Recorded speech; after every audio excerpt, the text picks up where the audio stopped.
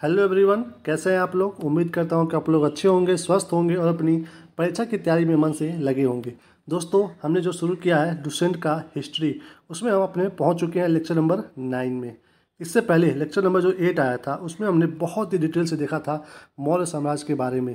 मौर्य साम्राज्य में क्या क्या इंपॉर्टेंट क्वेश्चन बन सकता है, हमने उसे पूरा अच्छे से कवर किया है। उसमें हमने देखा कि चंद्रगुप्त मौर्य आए, उसके बाद बिंदुसार आए और अशोक आए। तो इन्होंने क्या क्या काम किया और क्या क्या हमारे एग्ज़ाम के लिए इम्पोर्टेंट रहा है, वो सब हम देखे हैं।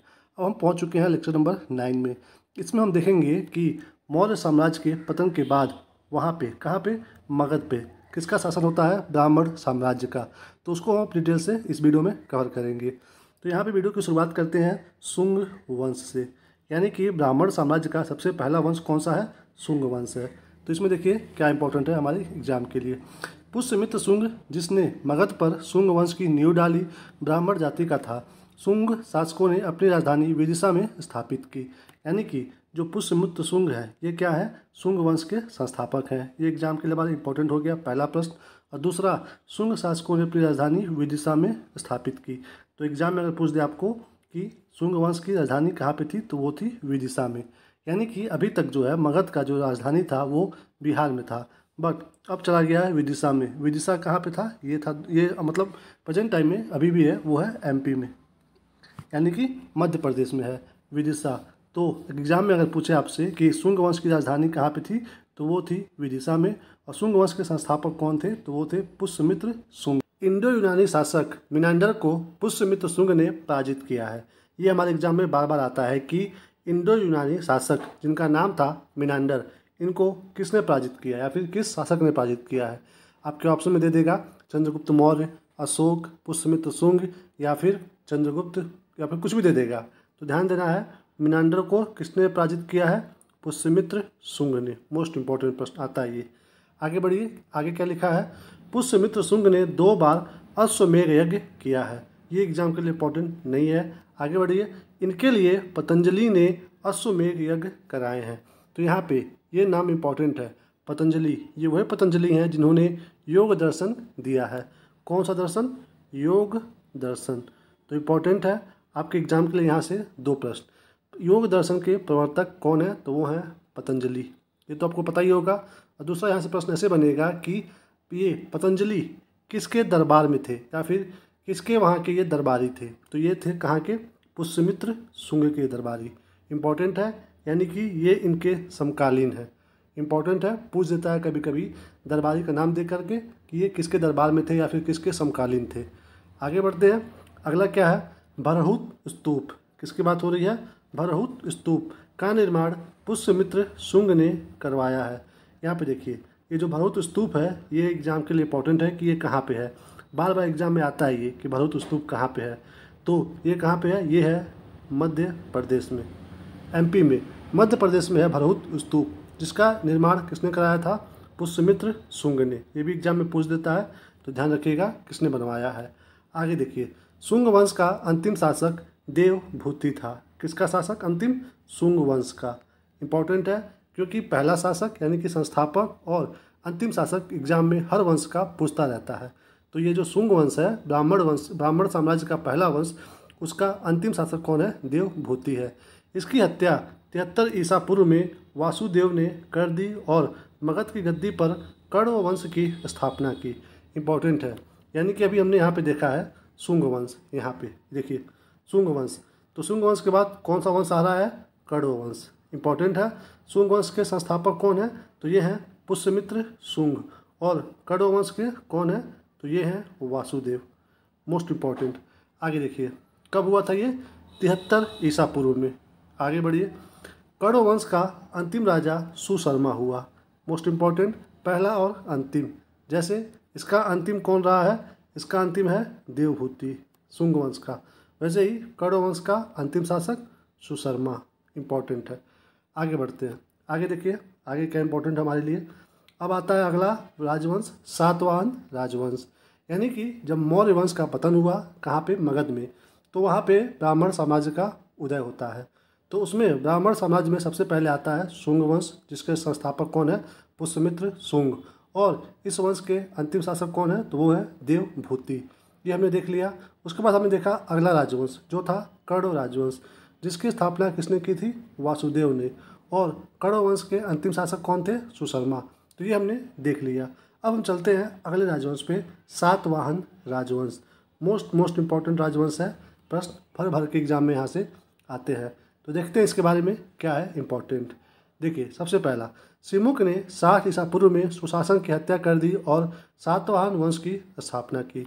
इम्पोर्टेंट, इसकी स्थापना किसके द्वारा की गई थी? तो ये थे राजा सिमुक। मोस्ट इम्पॉर्टेंट, कई बार एग्जाम में पूछा है ये, संस्थापक सातवाहन वंश के। तो कौन है ये? सिमुक है। कब किए थे ये? 60 ईसा पूर्व में, सुशर्मा की हत्या करके। सुशर्मा क्यों? मतलब हमने देखा ना कि वो अंतिम शासक था किसका? कण्व वंश का। तो उसी की हत्या करके स्थापना करते हैं सातवाहन राजवंश का सिमुक। कब? 60 ईसा पूर्व में। मोस्ट इम्पॉर्टेंट, सातवाहन आंध्र वंश शासकों ने अपनी राजधानी प्रतिष्ठान गोदावरी नदी के किनारे स्थापित की। प्रतिष्ठान कहाँ पे है? महाराष्ट्र के औरंगाबाद जिले में। एग्जाम में पूछता है कि प्रतिष्ठान किस राजवंश की राजधानी थी? ऑप्शन में दे देगा कोई भी वंश। तो प्रतिष्ठान आपको ध्यान देना है, जो कि महाराष्ट्र के औरंगाबाद जिले में है और गोदावरी नदी के किनारे है। ये किसकी राजधानी थी? तो ये थी सातवाहनों की। मोस्ट इम्पॉर्टेंट है। आगे बढ़ते हैं, फिर देखते हैं यहाँ पे इम्पोर्टेंट क्या है। यहाँ पे देखिए दोस्तों, यहाँ पे ये चीज़ बताया नहीं है, बट मैं आपको बता रहा हूँ कि बार बार एग्जाम में कई बार ऐसे प्रश्न भी आते हैं कि किस वंश को आंध्र वंश कहा जाता है? किस वंश को आंध्र वंश कहा जाता है? तो वो सातवाहन को ही कहा जाता है। ये भी इम्पोर्टेंट प्रश्न आता है एग्जाम में। आगे बढ़ते हैं।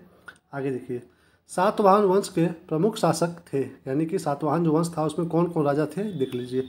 सिमुक जो कि संस्थापक थे, उसके बाद सातकर्णी, गौतमी पुत्र सातकर्णी, उसके बाद वशिष्ठ पुत्र, फिर पुलुमावी और यज्ञश्री सातकर्णी। तो ये थे सातवाहन राजवंश के जो शासक थे। तो ये बस जानना जरूरी है।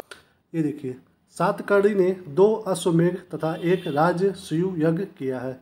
इम्पोर्टेंट नहीं है। आगे बढ़ते हैं।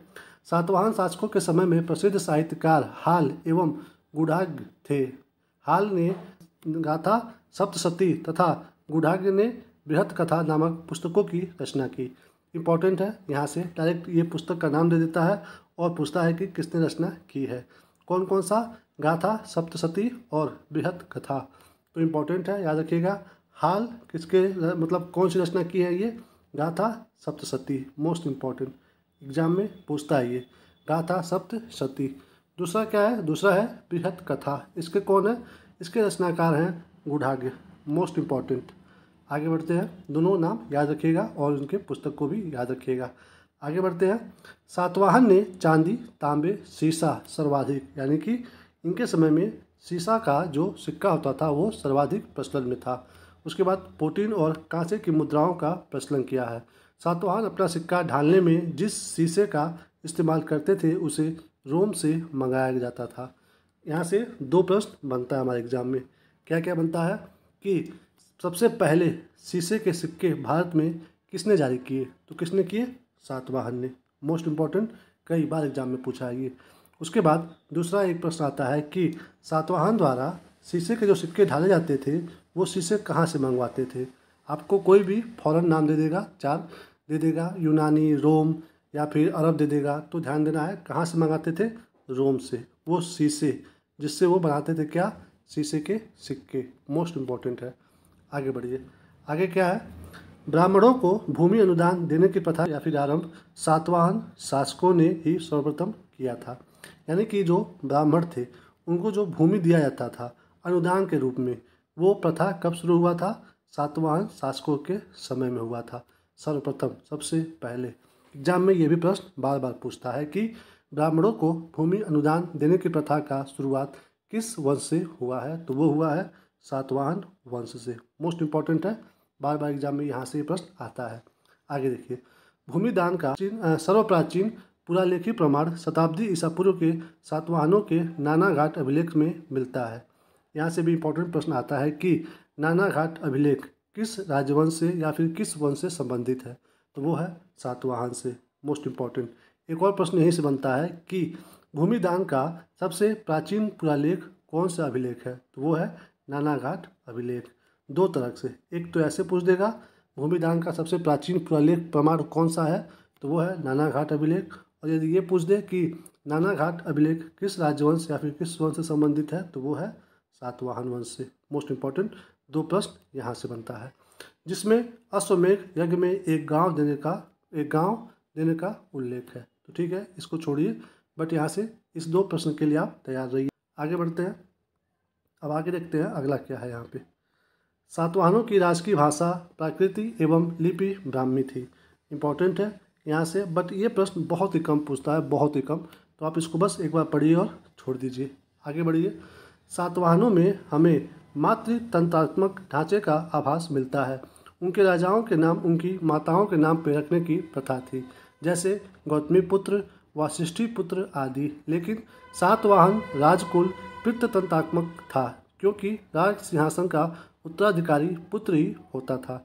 यानी कि ये जो राजवंश जो थे सातवाहन, ये अपने नाम के आगे या फिर पीछे माताओं के नाम लिखते थे, जैसे गौतमी पुत्र, यहाँ पे वशिष्ठी पुत्र, यानी कि उनकी माता का नाम गौतमी था और इनकी माता का नाम वशिष्ठी था। तो उसके आगे माँ का नाम लिख लिए और लास्ट में पुत्र। तो ये था ढांचा यहाँ का सातवाहन वंश का।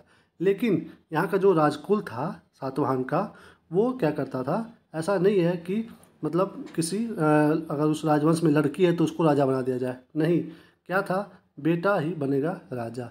तो वहाँ पे राज सिंहासन का उत्तराधिकारी पुत्र ही होता था। तो बस ये चीज़ जानना जरूरी है। एग्ज़ाम में यहाँ से प्रश्न नहीं आता है, वनडे एग्ज़ाम में तो बिल्कुल नहीं आता है। ये वन लाइनर जो एग्ज़ाम होता है, जैसे यूपीपीसीएस, आरओ, ऐसे एग्ज़ाम में पूछ देता है कि कौन सा वंश जो है वो मात्र तंत्रात्मक ढांचे का आभास करता था, तो वो है सातवाहन। इम्पॉर्टेंट है। आगे बढ़िए। आगे देखिए, सातवाहन शासकों ने ग्रामीण क्षेत्रों में प्रशासन का काम गौलमिक को सौंपा। गौलमिक इसका मतलब क्या है कि ये क्या करते थे उस समय, ग्रामीण क्षेत्रों में प्रशासन का काम करते थे। इम्पॉर्टेंट है। एग्जाम में आपके यहाँ से प्रश्न ऐसे बनता है कि गौमलिक जो ग्रामीण क्षेत्रों में प्रशासन का काम करते थे वो किस वंश से संबंधित है, तो वो है सातवाहन वंश से संबंधित है। या फिर डायरेक्ट ऐसे पूछ देगा कि सातवाहन वंश में ग्रामीण क्षेत्रों में प्रशासन करने वाले का काम जो करते थे उनको क्या कहते थे, तो 3-4 नाम दे देगा, उसमें गौलमिक भी होगा। तो ऐसे मतलब आप अपने ऑप्शन पे पहुंच जाओगे। आगे देखिए, गौलमिक एक सैनिक टुकड़ी का प्रधान होता था, जिसमें 9 रथ, 9 हाथी, 25 घोड़े और 45 पैदल सैनिक होते थे। तो ये कितना क्या था हमारे एग्जाम के लिए इम्पोर्टेंट नहीं है। आगे बढ़ते हैं। आगे देखिए, सातवाहनों की महत्वपूर्ण स्थापत्य कृतियाँ हैं कार्ले का चैत्य। कहाँ का? कार्ले का चैत्य, अजंता एवं एलोरा की गुफाओं का निर्माण एवं अमरावती कला का विकास। इसका देना ये सब सातवाहनों का स्थापत्य जो कृतियाँ हैं। कार्ले का चैत्य ये कहाँ पे है, ये आपको पता होना चाहिए। तो ये कहाँ पे है? ये है महाराष्ट्र में। कहाँ पे है ये है महाराष्ट्र में। और महाराष्ट्र में भी कहाँ पे है? तो ये महाराष्ट्र में जो पुणे है वहाँ पे है ये कार्ले का चैत्य। इम्पॉर्टेंट है, सातवाहनों के द्वारा ये इसका निर्माण कराया गया था। और अगर आपको ये भी जानना हो कि सातवाहन में भी कौन से राजा, तो जो इसके राजा थे सातकर्णी, इनके द्वारा ये इसका निर्माण कराया गया था कार्ले का चैत्य, जो कि पुणे में है। इम्पॉर्टेंट है, याद रखिएगा। आगे बढ़ते हैं। आगे देखिए, एवं अन्य सभी सातवाहन शासक दक्षिणापथ के स्वामी कहे जाते थे। यानी कि ये जो सातवाहन शासक थे इन्हें क्या कहा जाता था? दक्षिणापथ के स्वामी कहे जाते थे। यानी कि अभी तक आप देख रहे हो कि ये जो सातवाहन है, ये जो हमारा भारत है, इसमें जो ये एरिया है, इस एरिया में इनका पूरा प्रशासन चलता था। किनका? सातवाहन शासकों का। तो उत्तर में ठीक है ये एरिया है, और दक्षिण में उस समय कुछ राज्य थे जिसे हम लोग बोलते हैं संगम वंश या फिर संगम काल। तो इसमें कई वंश हैं यहाँ पे। तो वहाँ पे जाने तक का रास्ता था यही, इनसे होकर के जाना। कौन सा? दक्षिण पथ पे जाना। तो इसीलिए इनको क्या हम लोग बोलते थे? सातवाहन शासकों को दक्षिणापथ के स्वामी। यानी कि आप इनसे पहले लड़ो, फिर आप जा पाओगे साउथ में और यहाँ पे भी विजय प्राप्त कर पाओगे। तो इसीलिए इनको बोलते थे दक्षिणापथ के स्वामी। एग्जाम में पूछता है कि किस वंश को या फिर किस शासक को बोलते थे दक्षिणापथ के स्वामी? मौर्य वंश, गुप्त वंश, सातवाहन वंश या फिर कोई और वंश दे देगा तो इम्पोर्टेंट है सातवाहन शासक, यानी कि सातवाहन वंश। आगे बढ़ते हैं। ये देखिए, आंध्र प्रदेश के गुंटूर जिले में स्थित धरड़ी कोट, कौन सी, धरड़ी कोट नामक स्थान सातवाहन युग में धान्य कटक नाम से विख्यात था। यह अमरावती के निकट था। यह कुछ काल तक सातवाहनों की राजधानी रहा है। यहाँ पे हमने देखा है कि सातवाहनों की राजधानी कहाँ पे है, तो कहाँ पे है ये, धान्य कटक। इम्पोर्टेंट है, एग्जाम में डायरेक्ट प्रश्न पूछता है कि सातवाहन राजाओं की राजधानी कहाँ पे थी, तो वो थी धान्य कटक, जो कि कहाँ पे है, वो आंध्र प्रदेश के गुंटूर जिले में है। इम्पोर्टेंट है, आंध्र प्रदेश के गुंटूर जिले में धान्य कटक जो एरिया है वो सातवाहनों की राजधानी रहा है। आगे बढ़ते हैं। इस नगर की प्रसिद्धि का कारण इसका महत्वपूर्ण व्यापारिक मंडी होना था। यह सातवाहन साम्राज्य के पूर्वी भाग की सबसे बड़ी मंडी थी। यहाँ से उत्तर तथा दक्षिण को अनेक व्यापारी मार्ग गुजरते थे। महासांधिकों के अधीन यह एक प्रमुख बौद्ध के रूप में समृद्ध हुआ, क्योंकि वहाँ के समृद्ध व्यापारियों ने स्तूपों एवं अन्य बौद्ध स्मारकों का निर्माण करवाया। ठीक है, यहाँ से यहाँ तक पढ़िए, कुछ भी इम्पोर्टेंट नहीं है हमारे एग्जाम के लिए। आगे बढ़िए। सातवाहन राज्य ने उत्तर और दक्षिण भारत के बीच सेतु का काम किया है। हमने फिगर बना के बताया आपको, तो यहाँ से प्रश्न आपको ऐसे भी बन सकता है कि किसके द्वारा उत्तर और दक्षिण भारत के बीच सेतु का काम किया गया है, तो वो सातवाहन वंश या फिर सातवाहन राजाओं के द्वारा। इम्पोर्टेंट है, याद रखिएगा। आगे देखिए, तो ये था, हमने देखा अच्छे से बारे में किनके, सातवाहन राजवंश के बारे में। यहाँ पे दोस्तों एक चीज़ लिखा हुआ नहीं है, बट फिर भी यहाँ पे मैं बता दूँ कि ये जो सातवाहन जो राजवंश है, आपने पहला तो देख लिया कि इसके संस्थापक कौन है, तो संस्थापक हैं सिमुक। कौन थे, सिमुक। हर राजवंश का पहला और अंतिम इम्पोर्टेंट होता है, बट इसमें अंतिम नहीं दिया है, तो मैं यहाँ पे लिख करके आपको बता दे रहा हूँ कि संस्थापक कौन हो गए, सिमुक सातवाहन के, और इसके अंतिम शासक थे वो थे विजया। क्या नाम था उनका, विजया। तो अगर पूछ दे आपसे सातवाहन वंश के अंतिम शासक, तो कौन है, विजया। इम्पोर्टेंट है, और संस्थापक तो सिमुक हैं, वो हमने पढ़ा है। अब चलिए, ये तो हो गया सातवाहन के बारे में। अब देखते हैं चेदी राजवंश के बारे में। चेदी राजवंश कहाँ पे है, ये कलिंग में है। यहाँ पे जो प्रेजेंट टाइम का जो उड़ीसा राज्य है वहाँ की बात हो रही है। चेदी राजवंश वहीं पे था। आगे देखते हैं ये कब आया था, कैसे। यहाँ पे देखिए, अशोक की मृत्यु के उपरांत संभवतः प्रथम शताब्दी ईसा पूर्व में कलिंग में चेदी राजवंश का उदय हुआ। इसकी जानकारी हमें हाथी गुफा अभिलेख भुवनेश्वर उड़ीसा से मिलती है। खारवेल इस वंश का एक प्रतापी राजा था। खारवेल जैन धर्म का अनुयायी था और उसने जैन मुनियों के लिए उदयगिरी की पहाड़ियों में गुफा का निर्माण करवाया था। चेदी राजवंश के बारे में हमारे पास इतना ही डाटा है इसमें, तो हम इसमें क्या देखेंगे। यहाँ पे देखिए इंपॉर्टेंट, कलिंग, जहाँ पे हमने देखा था कि 262 ईसा पूर्व में एक युद्ध हुआ था, कलिंग का युद्ध, जिसमें राजा अशोक और कलिंग के राजा अनंतनाथन के बीच में युद्ध हुआ था। कलिंग का युद्ध जिसमें राजा अशोक विजयी हुए थे, और हमने वो पढ़ा। उसके बाद वहाँ पे अब अगला कौन सा राजवंश आया है, ये हमें ध्यान देना है। जब कलिंग के जब विजय हो गया वहाँ पे, तो सब कुछ तहस नहस हो गया कलिंग में, तो उसके बाद कौन सा राजवंश उदय हुआ वहाँ पे, चेदी राजवंश। तो यही यहाँ पे हम पढ़ रहे हैं, उसी एरिया के बारे में, उसी जगह के बारे में, चेदी राजवंश के बारे में। और इसके बारे में हम अगर एक चीज़ और देखें एग्जाम में इम्पोर्टेंट क्या है, तो वो है खारवेल, राजा खारवेल।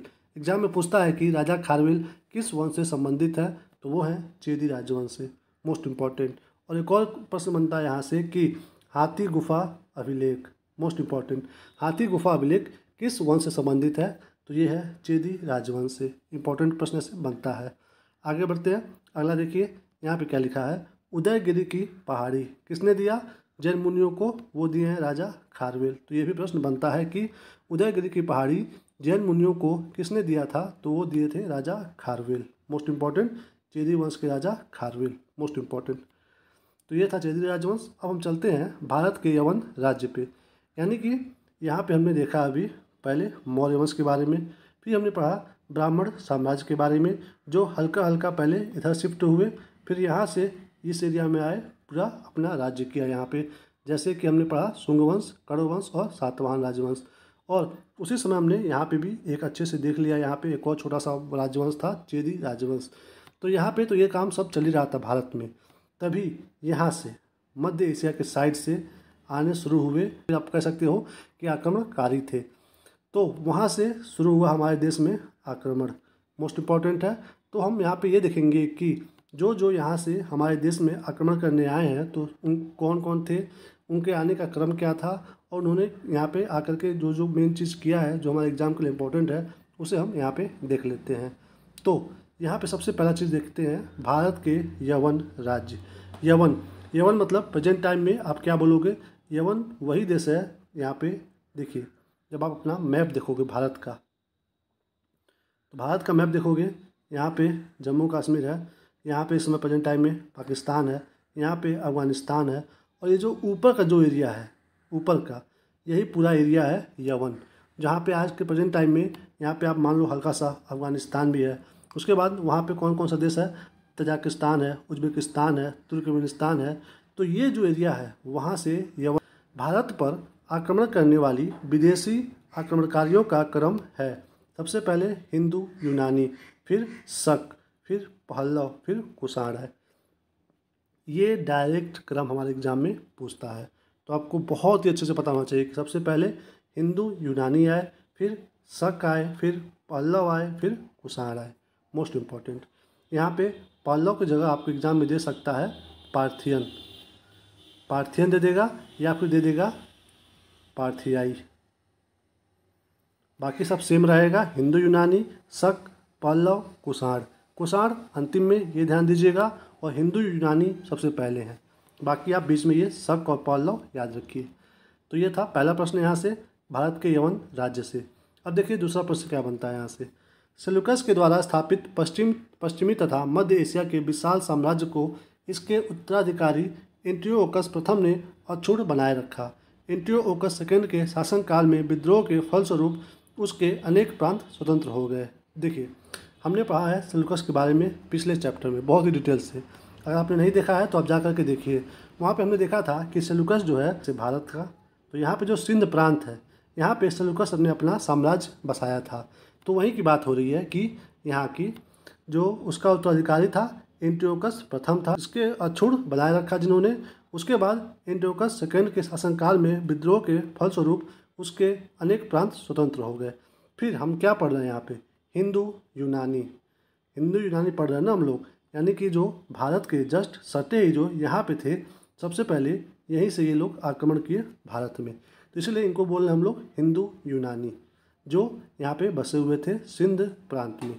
तो आगे देखते हैं क्या लिख रहा है यहाँ पे। तो ये हमारे लिए इम्पोर्टेंट नहीं है उतना, बस ये देखते हैं आगे। यहाँ पे बैक्ट्रिया के विद्रोह का नेतृत्व डियोडोटस प्रथम ने किया था। बैक्ट्रिया पर डियोडोटस प्रथम के साथ इन राजाओं ने क्रमशः शासन किया। कौन कौन से, Diodotus second, Euthydemus, Demetrius, Menander, Eucratides, Antialcidas तथा हर्मिक्स। ये कहाँ की बात हो रही है, ये अभी हमने आपको बताया है कि यहाँ पे जो भारत के जो इस एरिया के बाद यहाँ पे पाकिस्तान, अफगानिस्तान, यहाँ पे हमने जो बताया है उज्बेकिस्तान, तुर्कमेनिस्तान, तो यहाँ पे इसी एरिया में बैक्ट्रिया साम्राज्य था। कौन सा साम्राज्य था, बैक्ट्रिया साम्राज्य। तो उसमें कौन कौन से राजा थे वो यहाँ पे बता रहा है, बट ये हमारे एग्जाम के लिए इम्पोर्टेंट नहीं है, क्योंकि ये हमारे देश से बाहर के साम्राज्य का ये राजाओं का क्रम है, तो ये हमारे लिए इम्पोर्टेंट एग्जाम में बिल्कुल भी नहीं है। बट इसमें से कौन इम्पोर्टेंट है वो देखते हैं।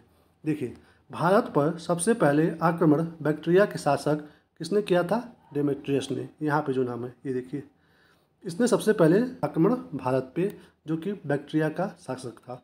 तो हमारे एग्जाम में ये प्रश्न इंपॉर्टेंट बन के आता है कि बैक्ट्रिया के किस शासक ने सबसे पहले भारत पे आक्रमण किया था, तो वो थे डेमेट्रियस। कौन, डेमेट्रियस।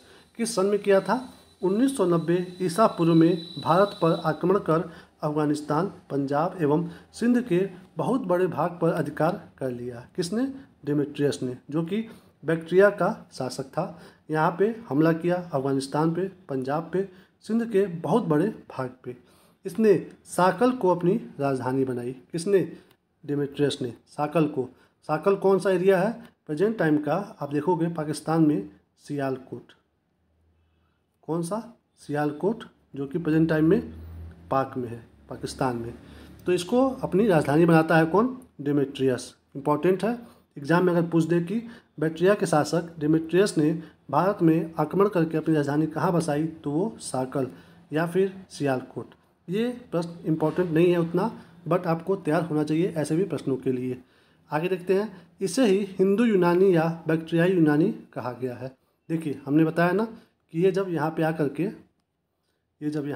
के बस गए यहाँ पे सिंध वाले क्षेत्र में बैक्ट्रिया के ये डेमेट्रियस यहाँ पे साकल राजधानी बना करके, तो इन्हें ही कहा, मतलब क्या कहा जाने लगा, इन्हें ही हिंदू यूनानी कहा जाने लगा। इम्पोर्टेंट है। उसके बाद देखिए क्या, हिंदू यूनानी शासकों में सबसे अधिक विख्यात मिनांडर जो था 1665 से 145 ईसा पूर्व में हुआ। इसकी राजधानी साकल आधुनिक सियालकोट शिक्षा का प्रमुख केंद्र था। वही बात है, यानी कि सिंपल सी बात यहाँ पे बता रहा है कि डेमेट्रियस का उत्तराधिकारी जो था मिनांडर, ये बहुत ही अधिक विख्यात था, बस विख्यात। तो आगे देखते हैं, तो यहाँ से हमारे एग्जाम में इम्पोर्टेंट कुछ भी नहीं है। आगे देखिए, मिनांडर ने नागसेन यानी कि नागार्जुन से बौद्ध धर्म की शिक्षा या फिर दीक्षा ली। तो यहाँ से इम्पोर्टेंट प्रश्न बनता है कि मिनांडर को बौद्ध शिक्षा या बौद्ध दीक्षा किसने दी, तो वो दिए थे या तो आपके ऑप्शन में नागसेन होगा या फिर नागार्जुन होगा। दोनों नाम एक ही पर्सन का है, तो इनके द्वारा बौद्ध धर्म की दीक्षा दी गई थी किसे? मिनांडर को, जो कि हिंदू यूनानी शासक था। आगे बढ़ते हैं, ये देखिए, ये मान लीजिए ये अगर 50% इम्पोर्टेंट है तो ये तो 100% इम्पोर्टेंट है। कई बार इस लाइन से प्रश्न बने हैं। कौन सा लाइन है, पढ़ते हैं हम।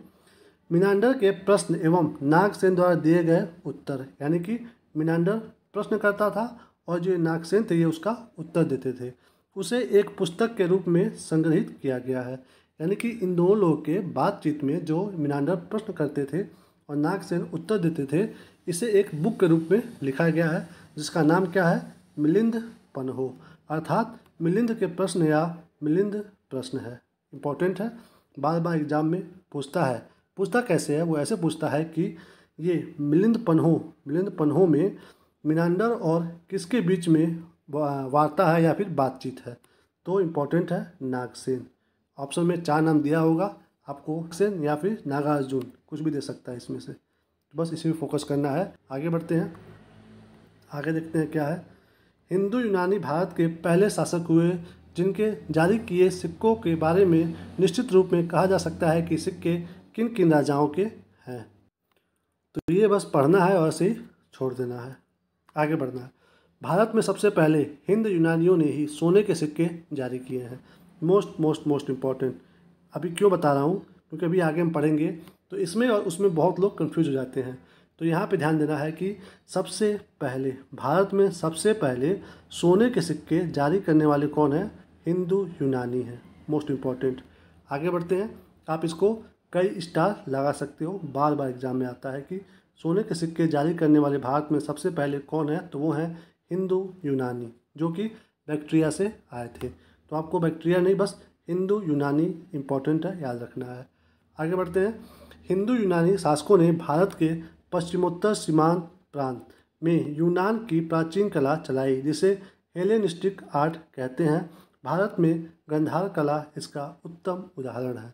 यहाँ से आपको ध्यान देना है कि आपके एग्जाम में पूछेगा हेलेनिस्टिक आर्ट किसके द्वारा शुरू किया गया, या फिर गंधार कला का जो शुरुआत है वो कहाँ से हुआ है, तो वो हुआ है हिंदू यूनानी शासकों के द्वारा।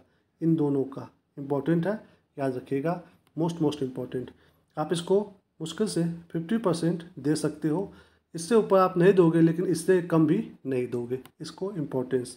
आगे बढ़िए, अगला क्या है, नोट में यूनानियों ने पर्दे का प्रचलन आरंभ कर भारतीय नाट्य कला के विकास में योगदान किया। चूँकि पर्दा यूनानियों की देन था, इसलिए वह यवनिका के नाम से प्रसिद्ध हुआ। इतना पढ़ने के बाद आप देख रहे होंगे इम्पोर्टेंट चीज़ कि जो पर्दे का प्रचलन है वो कौन लाए हैं हमारे वहाँ, यूनानी लाए हैं। इम्पोर्टेंट है, एग्जाम में पूछता है कि पर्दे का प्रथा किसके द्वारा लाया गया था, शक के द्वारा, पल्लव के द्वारा, कुषाण के द्वारा या हिंदू यूनानियों द्वारा, तो ये था यूनानियों द्वारा। इम्पोर्टेंट है, मोस्ट इम्पोर्टेंट। तो ये था, हमने देखा अभी अच्छे से यूनानी जो आए थे उनके बारे में। अब हम चलते हैं अगले जो उनके बाद आए थे, शक, उनके बारे में पढ़ते हैं। तो जो ये क्रम है ये इम्पोर्टेंट है। हिंदू यूनानी के बाद शक आए थे। देखिए, यूनानियों के बाद शक आए। ओके, शकों की 5 शाखाएं थी, यानी कि जब भारत में ये प्रवेश किए तो 5 शाखाओं के रूप में ये प्रवेश किए थे। 5 शाखा के रूप में ये प्रवेश किए थे भारत में। आगे बढ़िए, क्या लिखा है? शाखा की राजधानी, हर शाखा की राजधानी भारत और अफगानिस्तान में अलग अलग भागों में थी। यानी कि 5 शाखाएं जो अलग अलग आई थी उनकी अलग अलग राजधानी भी थी, जो भारत और अफगानिस्तान में अलग अलग एरिया में थी। ठीक है, यहाँ पे हमने इतना पढ़ा। बस ये ध्यान देना है कि शक जो है वो 5 शाखाओं में आए थे और यूनानियों के बाद आए थे। बस ये चीज़ ध्यान देना है, आगे बढ़ना है। आगे क्या लिखा है? पहली शाखा ने अफगानिस्तान में, दूसरी शाखा ने पंजाब में, तीसरी शाखा ने मथुरा में, चौथी शाखा ने पश्चिमी भारत में तथा 5वीं शाखा ने ऊपरी दक्कन पर प्रभुत्व स्थापित किया। यानी कि ये जो 5 शाखाएं थी शकों की, ये चारों तरफ फैल गई भारत में। तो ये कहाँ कहाँ थी हमें ये जानने की ज़रूरत नहीं है। आगे बढ़ते हैं। प्रथम शक राजा मोह था। इम्पॉर्टेंट है, मोस्ट इम्पॉर्टेंट। एग्जाम में पूछता है कि सबसे पहला शक राजा कौन है, तो वो है मोह। Most important, most important. इसको आप कई स्टार दे सकते हैं। शक मूलतः मध्य एशिया के निवासी थे और चारागाह की खोज में भारत आए थे। कहाँ से? मध्य एशिया से। हमने जब एंशिएंट हिस्ट्री शुरू किया था तो सबसे पहले हमने बताया था कि मध्य एशिया से पहले भी हमारे भारत में कुछ लोग आए हैं। तो कौन आए थे वो लोग? वो लोग थे आर्य। आपके एग्जाम में डायरेक्ट प्रश्न बनता है कि आर्य कहाँ से आए थे? पश्चिमी एशिया, पूर्वी एशिया, या फिर उत्तरी एशिया, या फिर दक्षिणी एशिया, या फिर मध्य एशिया। तो आर्य कहाँ से आए थे? मध्य एशिया से। और उसी सेम एरिया मध्य एशिया से ही कौन आए हैं? शक आए हैं। मोस्ट इम्पॉर्टेंट है, याद रखिएगा। और ये चारागाह की खोज में भारत आए हैं। आगे बढ़ते हैं। आगे देखिए, 58 ईसा पूर्व में उज्जैन के एक स्थानीय राजा ने शकों को पराजित करके बाहर खदेड़ दिया और विक्रमादित्य की उपाधि धारण की। यानी कि एक राजा कहाँ के? उज्जैन के 58 ईसा पूर्व में क्या करते हैं? शकों को हरा करके खदेड़ देते हैं और विक्रमादित्य की उपाधि धारण करते हैं। बट इस राजा के बारे में हमें कहीं भी लिखित कुछ प्रावधान या फिर इनका नाम नहीं पता चलता है। बस इतना लिखा है कि शकों को हरा करके बाहर खदेड़ दिया उज्जैन का एक राजा। नाम उस पर कहीं भी मेंशन नहीं है, तो नाम हमें नहीं पता है। और उन्होंने क्या किया? विक्रमादित्य की उपाधि धारण की। तभी से ये टाइटल जो है फेमस होने लगा अपने भारत में। शकों पर विजय के उपलक्ष्य में 58 ईसा पूर्व में एक नया संवत जिसका नाम था विक्रम संवत, इसका प्रारंभ हुआ। इम्पॉर्टेंट है, एग्जाम में पूछता है कि विक्रम संवत की शुरुआत कब से हुई है, तो वो हुई है 58 ईसा पूर्व से। और क्यों हुई है? शकों पर विजय प्राप्त करने के बाद एक नए संवत के रूप में एक नया दौर शुरू हुआ है। इसकी वजह से एक नया संवत स्टार्ट किया गया जिसका नाम था विक्रम संवत। तो दो तरह से प्रश्न बनता है, विक्रम संवत की शुरुआत कब से हुई है, तो 58 ईसा पूर्व से हुई है, इंपॉर्टेंट है। या फिर ये पूछ देता है विक्रम संवत की शुरुआत किस वंश को हराने पे या फिर किस वंश पे विजय प्राप्त करने के बाद शुरू हुआ है, तो वो हुआ है शकों को हराने के बाद। इंपॉर्टेंट है, 2 प्रश्न यहाँ से। आगे बढ़िए। उसी समय से विक्रमादित्य एक लोकप्रिय उपाधि बन गया। ठीक है, हमने देखा ऊपर, जिसकी संख्या भारतीय इतिहास में 14 तक पहुँच गई। गुप्त सम्राट चंद्रगुप्त द्वितीय सबसे अधिक विख्यात विक्रमादित्य था। यानी कि अगर आपको एग्जाम में यहाँ से ये प्रश्न पूछ दे कि अभी हम और अच्छे से पढ़ेंगे जब आएगा गुप्त वंश के बारे में, तो अभी यहाँ पे दिया है तो देख लीजिए कि गुप्त वंश के किस राजा को विक्रमादित्य कहा जाता था, तो वो चंद्रगुप्त द्वितीय को। इम्पॉर्टेंट है, ये भी एग्जाम में बार बार आता है, ध्यान रखिएगा।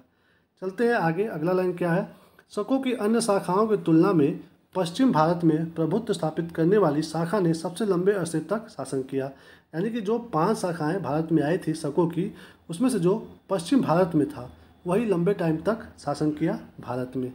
तो ये भी हमारे एग्जाम के लिए इम्पोर्टेंट नहीं है। आगे बढ़िए। गुजरात में चल रहे समुद्री व्यापार से यह शाखा काफ़ी लाभान्वित हुई और भारी संख्या में चांदी के सिक्के जारी किए। तो ठीक है, चांदी के सिक्के हैं तो उतना इम्पोर्टेंट नहीं है। आगे बढ़ते हैं। शकों का सबसे प्रतापी शासक कौन था? रुद्रदामन प्रथम। यानी कि जो शक आए थे उसमें सबसे मोस्ट इम्पॉर्टेंट और प्रतापी शासक कौन थे, तो वो थे रुद्रदामन प्रथम। अब इनके काम देख लेते हैं। जिसका शासन गुजरात के बड़े भाग पर था, यानी कि ये जो राजा थे कहाँ के थे, गुजरात के थे। इसने काठियावाड़ की अर्धशुष्क सुदर्शन झील जो कि मौर्यों द्वारा निर्मित की गई थी उसका जीर्णोद्धार किया है। यानी कि यहाँ पे क्या कह रहा है कि किसकी बात हो रही है, गुजरात में जो है सुदर्शन झील की बात हो रही है। तो इसको जीर्णोद्धार यानी कि उसका मरम्मत करवाए कौन, रुद्रदामन प्रथम। तो ये जो झील है इसको किसने बनवाया था कि जो क्षति हो गया तो जीर्णोद्धार करना पड़ा, यानी कि मरम्मत करना पड़ा। तो ये हमने जब मौर्य वंश के बारे में पढ़ा था तो बहुत ही अच्छे से डिटेल में हमने कवर किया था कि सुदर्शन झील को किसने बनवाया था। बट यहाँ पे भी है तो यहाँ पे देख लेते हैं कि मौर्य जो राजाओं थे उनमें से कौन से राजा ने सुदर्शन झील को बनवाया था, तो वो बनवाए थे कौन, चंद्रगुप्त मौर्य ने। चंद्रगुप्त मौर्य के द्वारा बनवाया गया था क्या, ये सुदर्शन झील। तो कंफ्यूज मत हो जाइएगा अगर आपके एग्जाम में ऑप्शन में आ जाए कि कौन बनवाया था मौर्य वंश का, बिंदुसार, अशोक या फिर कुछ भी दे दे, तो ध्यान रखना है चंद्रगुप्त मौर्य के द्वारा बनवाया गया था सुदर्शन झील। कहाँ पे, गुजरात में। आगे बढ़ते हैं। तो ये चीज़ ध्यान रहे, जिसको मरम्मत कौन करवाया था, रुद्रदामन प्रथम, जो कि शकों का सबसे प्रतापी शासक था। आगे बढ़िए। रुद्रदामन संस्कृत का बड़ा प्रेमी था, ठीक है। उसने ही सबसे पहले विशुद्ध संस्कृत भाषा में लंबा अभिलेख गिरनार अभिलेख जारी किया। इसके पहले के सभी अभिलेख प्राकृत भाषा में रचित थे। मोस्ट इम्पॉर्टेंट, यहाँ से इम्पॉर्टेंट प्रश्न क्या बनता है, वो ऐसे बनता है कि गिरनार अभिलेख या फिर इसी को हम लोग बोलते हैं जूनागढ़ अभिलेख। क्या बोलते हैं, जूनागढ़ अभिलेख, गिरनार अभिलेख को ही। तो एग्जाम में पूछता है कि गिरनार अभिलेख या जूनागढ़ अभिलेख किससे संबंधित है, यानी कि किस राजा से संबंधित है, तो वो है रुद्रदामन से। मतलब रुद्रदामन जो फर्स्ट है उनसे है। कौन सा, गिरनार अभिलेख का संबंध रुद्रदामन प्रथम से। ये प्रश्न यहाँ से एक हो गया। और दूसरा ये पूछता है कि संस्कृत भाषा का सबसे पहला या फिर सबसे प्राचीन अभिलेख कौन सा है, तो वो है गिरनार अभिलेख या फिर जूनागढ़ का अभिलेख। मतलब सबसे पहला संस्कृत भाषा का लंबा अभिलेख है ये, मोस्ट इम्पॉर्टेंट। तो यहाँ से दो प्रश्न तैयार करिए। आगे देखिए। भारत में शक राजा अपने को क्षत्रप कहते थे। शक राजा, यह भी इम्पोर्टेंट हमारे एग्जाम के लिए कि किस राजाओं के द्वारा स्वयं को क्षत्रप कहा जाता था, तो वो शक राजा थे। इम्पोर्टेंट है, याद रखिएगा। अभी हमने देखा था पीछे कि जो भारत में यवन राज्य से आए थे वो लोग हिंदू यूनानी थे सबसे पहले, फिर आए थे शक, फिर आए थे पल्लव, उसके बाद आए थे कुषाण। तो शक के बाद कौन आए थे, पल्लव, जिसको हमने बताया था कि इन्हीं को क्या कहा जाता है, पार्थियन या फिर पार्थियाई। तो अब ये देखते हैं इनके बारे में। इनके बारे में ज़्यादा मतलब डिटेल ऐसा कुछ नहीं है, तो बस छोटा सा है, देख लीजिए। पश्चिमोत्तर भारत में शकों के आधिपत्य के बाद पार्थियाई लोगों का आधिपत्य हुआ। सबसे प्रसिद्ध पार्थियाई राजा कौन थे, वो थे गोंडो फर्निस। इसी के शासनकाल में सेंट थॉमस ईसाई धर्म का प्रचार करने के लिए भारत आया था। नोट, पार्थियाई लोगों का मूल स्थान ईरान में था। यानी कि अभी हमने देखा कि जो अफगानिस्तान, तुर्कमेनिस्तान या फिर तजाकिस्तान और उज्बेकिस्तान, ये सारे जो देश हैं वहाँ से आए थे कौन लोग, वहाँ से आए थे बैक्ट्रिया के लोग। बट उसके बाद आते हैं जो पार्थियन लोग, ये कहाँ से आते हैं, ये लोग आते हैं जो ईरान का एरिया है, इम्पोर्टेंट है, ईरान से। पार्थियन लोग कहाँ से आए थे, ईरान से आए थे। तो ये लोग जब आए थे तो सबसे प्रसिद्ध राजा इसमें से कौन थे, गोंडो फर्निस। तो ये भी बस हमें जानना है, इम्पोर्टेंट नहीं है। ईरान से आए थे, ये 50% जानना इम्पोर्टेंट है। और सबसे प्रसिद्ध राजा कौन थे ये भी हमें जानने की ज़रूरत नहीं है। बस ये जानना है कि ये जो सेंट थॉमस थे, यानी कि जो ईसाई धर्म के प्रचार करने के लिए आए थे सेंट थॉमस, ये आए थे पल्लव यानी कि पार्थियन लोगों के समय में। बस ये जानना है। तो यहाँ पे बस इतना ही है, ये पल्लव यहाँ पे समाप्त हुआ। यानी कि हमने क्या क्या देखा, हिंदू यूनानी, शक, पल्लव। अब हम चलते हैं जो अब बाहर से आए थे वो अगले कौन है, कुषाण है। इसमें देखिए, इसमें इम्पोर्टेंट है, एग्जाम में यहाँ से प्रश्न आते हैं। यहाँ पे देखिए क्या लिखा है, पल्लव के बाद कुषाण आए जो यूची एवं तोखरी भी कहलाते हैं। कौन, ये कुषाण। और ये देखिए आगे देखिए, ये भी बताते हैं। यूची नामक एक कबीला 5 कुलों में बट गया था। यानी कि अभी हमने देखा था पीछे शक थे, यूनानियों के बाद वो क्या थे, वो भी 5 कुल में आए थे, 5 शाखाओं में आए थे। और सेम टू सेम वैसे ही कुषाण जो हैं वो भी आए थे, 5 कुल में आए थे। तो आगे देखते हैं ये क्या कह रहा है। और ये कबीले जो थे, कौन कबीले से आए थे, यूची कबीले से, कुषाण। तो एग्ज़ाम में हमारे ये भी आता है कि कुषाण किस कबीले से आए थे, और 4 कबीलों का नाम दे देता है, तो उसमें से यूची कबीला सही है। या फिर बहुत रेयर है कि आपको एग्ज़ाम में ये भी ऑप्शन दे दे, तो खरी या तो ये देगा या तो ये देगा, बट ज़्यादा चांस है कि यही देता है, यही फेमस है। तो कुषाण जो है वो यूची कबीले से आए थे 5 शाखाओं में। आगे देखिए, उन्हीं में एक कुल के थे कुषाण, यानी कि जो 5 कुल थे उसमें से एक थे कुषाण, जो कि यूची नामक कबीले से संबंधित है। आगे देखिए, कुषाण वंश के संस्थापक कौन थे, कुजुल कडफिसेस। मोस्ट इम्पॉर्टेंट है, क्या नाम है, कुजुल कडफिसेस, यही थे कुषाण वंश के संस्थापक।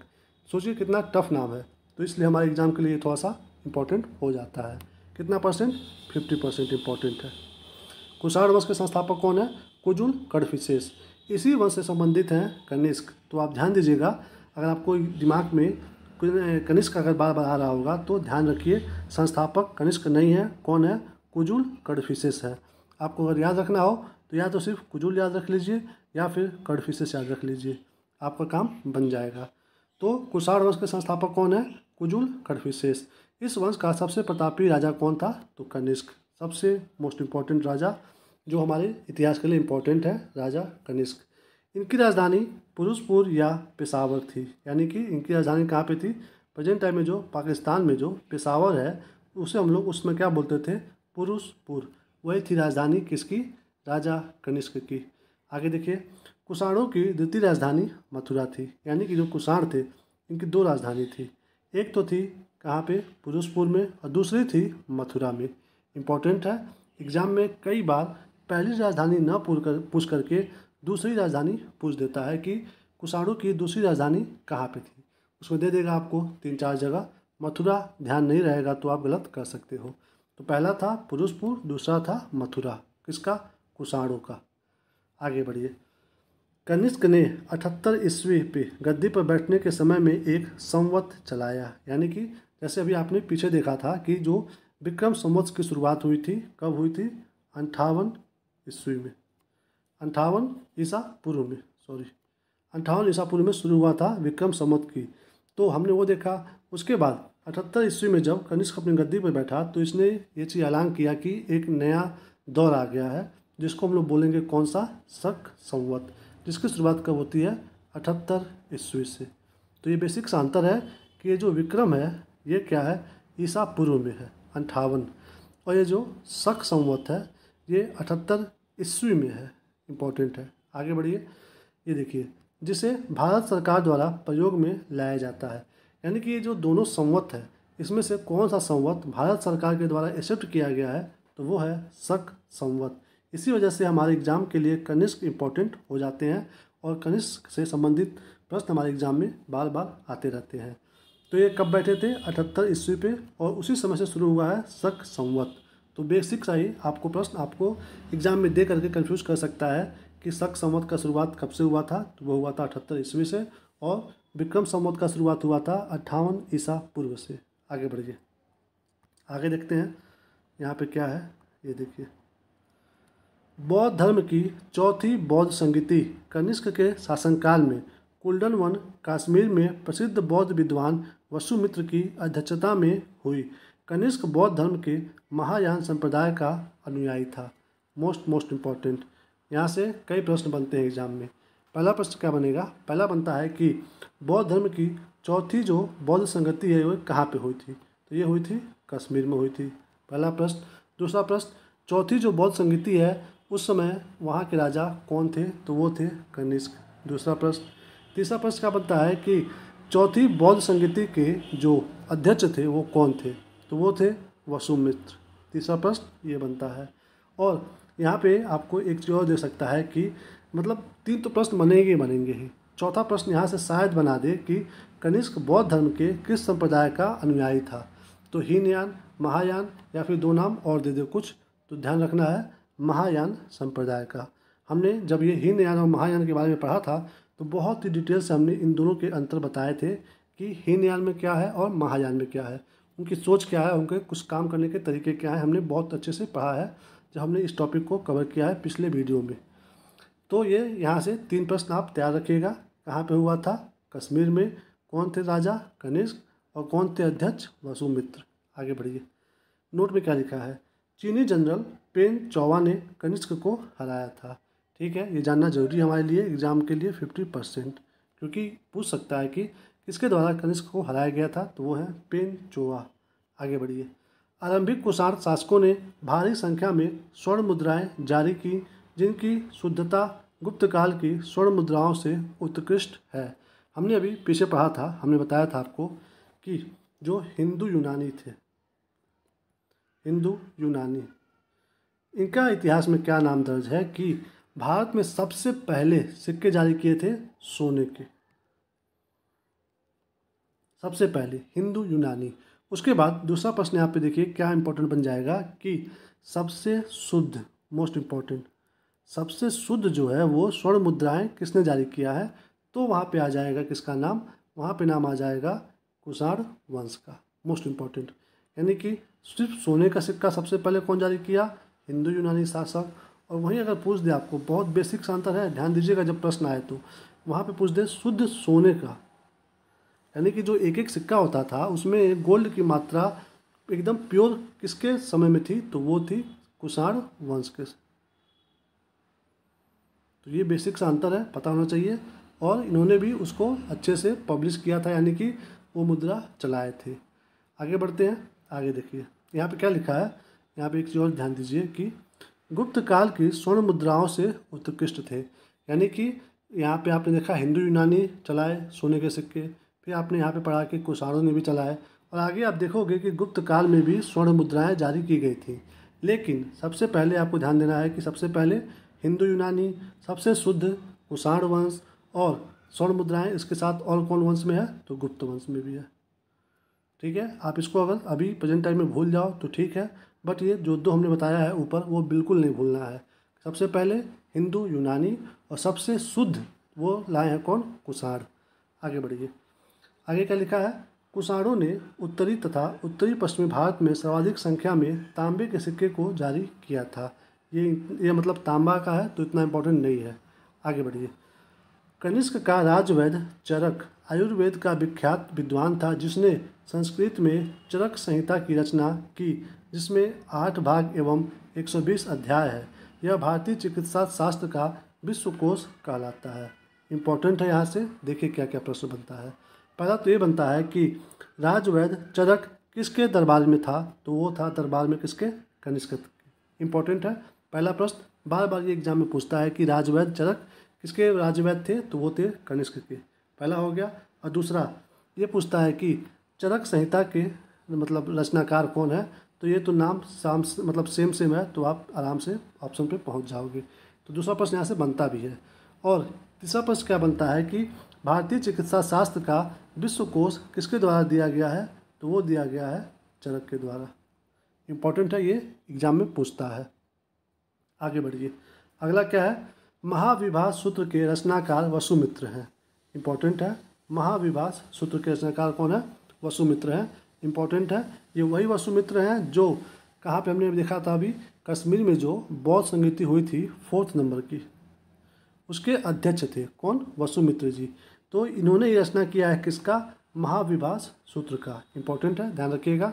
इसका इम्पोर्टेंट ज़्यादा नहीं है बट 50% तो है। आगे बढ़िए। इसे ही बौद्ध धर्म का विश्वकोश कहा जाता है। बौद्ध धर्म का विश्वकोश किसे कहा जाता है? महाविभास सूत्र को। तो ये चीज़ इंपॉर्टेंट हो जाता है कि बौद्ध धर्म का विश्वकोश क्या मतलब कौन सा किताब कहलाता है या फिर क्या कहलाता है, तो वो कहलाता है महाविभास सूत्र, जिसके रचनाकार कौन है? वसुमित्र। आगे बढ़िए। कनिष्क के राजकवि अश्वघोष ने बौद्धों का रामायण बुद्धचरित की रचना की है, यानी कि ये भी इम्पोर्टेंट हो गया। देखिए बौद्ध धर्म का विश्वकोश क्या है? महाविभास सूत्र है। उसके बाद देखिए बौद्धों का रामायण क्या है? बुद्धचरित है। तो यहाँ पे आपको बस ध्यान देना है दो चीज़। क्या? ये बौद्ध धर्म का विश्वकोश जिसे हम लोग महाविभास सूत्र कह रहे हैं, इसके रचनाकार हैं वसुमित्र। और वसुमित्र और दूसरा क्या ध्यान देना है यहाँ पे कि बौद्धों का जो रामायण है जिसका नाम है बुद्ध चरित, इसके रचयिता कौन है? इसके रचयिता है अश्वघोष। कौन है? अश्वघोष। यहाँ पे ये तो मान लीजिए कम आता है ये, बट ये अश्वघोष का बुद्ध चरित बार बार एग्जाम में आया है, बार बार एग्जाम में आया है। तो आप इसको तो बिल्कुल मत भूलिएगा, इसको आप थोड़ा सा लाइट वे में देख सकते हो, बट ये मोस्ट इम्पॉर्टेंट है। बुद्ध चरित किसके मतलब रचना है? तो वो है अश्वघोष की, जो कि कनिष्क के राज कवि थे। यहाँ पे ये भी आप ध्यान दीजिएगा, अश्वघोष किसके राज कवि थे? कनिष्क के। आगे बढ़ते हैं, ये देखते हैं यहाँ पे क्या लिखा है। वसुमित्र, पार्श्व, नागार्जुन, महाचेत और संघरच भी कनिष्क के दरबार की विभूति थे। ठीक है, ये जानना जरूरी होता है कि कौन किसके दरबार में थे। तो यहाँ पे एक बार आप नाम पढ़ लीजिएगा, याद रहे तो ठीक है, ना याद रहे तो कोई बात नहीं है। आगे देखिए, भारत का आइंस्टीन नागार्जुन को कहा जाता है। मोस्ट इम्पॉर्टेंट प्रश्न में ये बहुत ज़्यादा आता है कि भारत का आइंस्टीन किसे कहा जाता है? तो वो है नागार्जुन। ये नागार्जुन कौन है? हमने इनके बारे में पीछे क्या पढ़ा है कि ये जो मिनांडर था, आया था, इसके बीच में और नागार्जुन के जो संवाद हुए थे उसे हम लोग क्या नाम दिए हैं? अभी हमने पीछे पढ़ा है, क्या नाम दिए हैं? मिलिंद पन्हो। तो मिलिंद पन्हो में जो मिनांडर से बातचीत करते हैं नागार्जुन, ये उन्हीं की बात हो रही है। तो इन्हीं को क्या कहा जाता है? भारत का आइंस्टीन। इंपॉर्टेंट है, नागार्जुन नाम याद रखिएगा, या तो नागार्जुन दे देगा या तो नागसेन दे देगा। एक ही व्यक्ति के ये दो तरह के नाम है ये। आगे बढ़िए, आगे क्या लिखा है? इनकी पुस्तक माध्यमिक सूत्र, जिसमें क्या है? सापेक्षता का सिद्धांत है। सापेक्षता का सिद्धांत प्रेजेंट टाइम में मतलब वर्तमान टाइम में दिए थे कौन? आइंस्टीन। बट इसका जो बेस है हम लोग देखते हैं माध्यमिक सूत्र में, जो कि अभी प्रेजेंट टाइम में क्या कहला रहा है? सापेक्षता का सिद्धांत। तो यही वजह है कि इन्हें भारत का आइंस्टीन कहा जाता है, नागार्जुन को। तो अगर आपके एग्जाम में पूछ दे कि माध्यमिक सूत्र का मतलब उसको लिखने वाले चाहे उसके लेखक कौन है, तो वो है नागार्जुन। किसने लिखा है माध्यमिक सूत्र को? नागार्जुन ने। मोस्ट इम्पॉर्टेंट, इन्हें ही कहा जाता है भारत का आइंस्टीन। आगे बढ़िए, कनिष्क की मृत्यु 102 ईस्वी में हो गई। कुषाण वंश का अंतिम शासक वासुदेव था। मोस्ट इम्पॉर्टेंट, हमने देखा था अभी ये नाम वासुदेव, आप कंफ्यूज मत हो जाइएगा, क्योंकि ये यहाँ पे 102 ईस्वी में जब ये कनिष्क की मृत्यु हो गई थी, उसके बाद आगे जा कर के कुषाण वंश के अंतिम राजा बने हैं वासुदेव, यानी कि ये ईस्वी की बात हो रही है। और हमने यही नाम सेम टू सेम नाम हमने पढ़ा था कण्व वंश में। हमने पढ़ा था कण्व वंश में जिन्होंने स्थापना किया था कण्व वंश का, कौन? वासुदेव। कब किए थे ये? तो ये किए थे 73 ईसा पूर्व में, ईसा पूर्व में वासुदेव। और ये जो वासुदेव है ये ईस्वी में है। तो ये बेसिक सा अंतर है, कंफ्यूज मत हो जाइएगा। आगे बढ़िए, आगे क्या लिखा है? कुषाण राजा देवपुत्र कहलाते थे। इंपॉर्टेंट है, एग्जाम में डायरेक्ट प्रश्न बनते हैं यहाँ से कि कौन से राजा देवपुत्र कहलाते थे? तो वो कहलाते थे कुषाण। ठीक है, आगे देखिए, यह उपाधि कुषाणों को चीनियों ने दी थी या फिर चीनियों से मिली थी। तो यहाँ पे देखिए एग्जाम में, ये भी एग्जाम में आता है, बट ये ज़्यादा नहीं आता है, इसका इंपॉर्टेंस आपका 30% है कि कुषाणों को देवपुत्र किनके द्वारा कहा जाता था? तो वो चीनियों के द्वारा। क्योंकि आप जब एग्ज़ाम में बैठोगे तो आप बस ये सोचोगे आप इधर के बारे में ज़्यादा पढ़ रहे हो, चीन यहाँ पे है, तो आप सोचोगे कि नहीं इधर तो हमने पढ़ा ही नहीं था। इसलिए मैं यहाँ पे आपको एक बार बता रहा हूँ, बोल के समझा रहा हूँ कि ये जो उपाधि है देवपुत्र की, कौन लेता है? कुषाण राजा। किसके द्वारा इनको मिली थी? ये मिली थी चीनियों से। इम्पोर्टेंट है, याद रखिएगा। आगे बढ़िए, गांधार शैली एवं मथुरा शैली का विकास कनिष्क के शासनकाल में हुआ था। मथुरा संग्रहालय में कुषाणकालीन मूर्तियों का संग्रह अधिक मात्रा में है। गांधार कला के लिए तक्षशिला प्रसिद्ध है। तो यहाँ से यहाँ तक पढ़ने के बाद आपको बस यही जानना है कि ये जो गांधार शैली है, मथुरा शैली है, ये है क्या? मतलब मंदिर बनाने की कला, मूर्ति बनाने की कला जो होती है उसे बोलते हैं शैली। तो उसमें जो, तो यहाँ पे आप पढ़ोगे, बस एक चीज़ नोटिस करोगे यहाँ से कि गांधार शैली और मथुरा शैली का विकास किसके समय में हुआ है? कनिष्क के समय में हुआ है। बस इतना ही जानना है, फिर आगे बढ़ जाना है। आगे देखिए, रेशम मार्ग पर नियंत्रण रखने वाले शासकों में सबसे प्रसिद्ध कुषाण थे। कुषाण साम्राज्य में मार्गों पर सुरक्षा का प्रबंध था। रेशम मार्ग का आरंभ कनिष्क ने कराया था। रेशम मार्ग, जिसे हम लोग बोलते हैं सिल्क रोड, सिल्क रोड। तो प्रेजेंट टाइम में जब आप देखोगे यहाँ पे भारत है, यहाँ पे आप देखोगे भारत है, यहाँ पे चाइना है, यहाँ पे तिब्बत है, नेपाल है, भूटान है, यहाँ पे पाकिस्तान है, अफ़गानिस्तान है, यहाँ पे हमने बताया था कि तुर्कमेनिस्तान, उज़्बेकिस्तान ये है, और इधर यहाँ पे आओगे आप तो भूमध्य सागर है।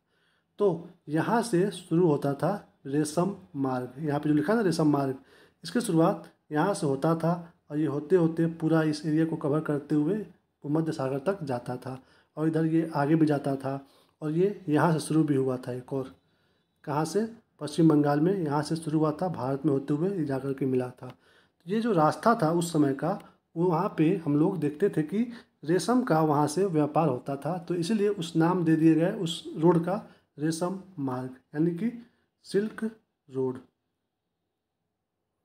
सिल्क रोड उसका नाम दे दिया गया इसी वजह से, क्योंकि उस रास्ते से रेशम का व्यापार बहुत ही ज़्यादा मात्रा में होता था। आगे बढ़िए, पढ़ते हैं नोट क्या लिखा है। रेशम बनाने की तकनीक का आविष्कार सबसे पहले चीन में हुआ था। मोस्ट इम्पॉर्टेंट, रेशम बनाने की तकनीक का आविष्कार कहाँ से हुआ है, चीन में हुआ है, इंपॉर्टेंट है, याद रखिएगा।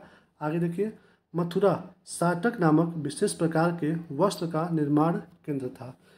मथुरा साटक, यहाँ पे पूछेगा आपको कि साटक क्या है, सीधे पूछेगा साटक क्या है।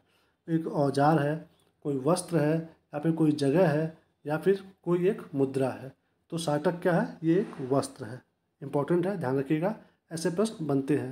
और दूसरा क्या यहाँ से पूछेगा कि साटक वस्त्र का निर्माण जो होता था वो कहाँ पे होता था।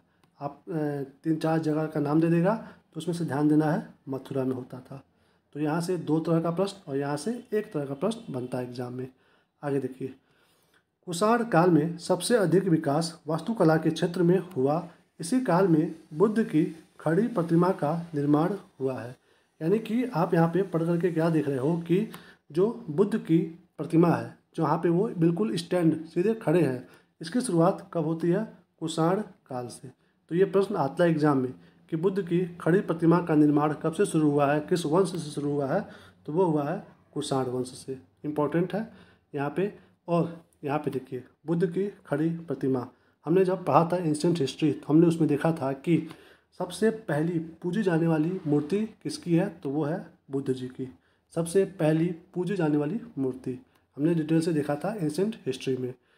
तो यहाँ पे ये समाप्त हुआ। अब हम देखेंगे संगम युग के बारे में, बट ये हम देखेंगे अगले वीडियो में। और मौर्य वंश के पतन के बाद कौन कौन से लोकल जो वंश आए थे वो कौन कौन थे, हमने उसे भी कवर कर लिया है। उसमें कौन कौन था, शुंग वंश, कण्व वंश और सातवाहन राजवंश।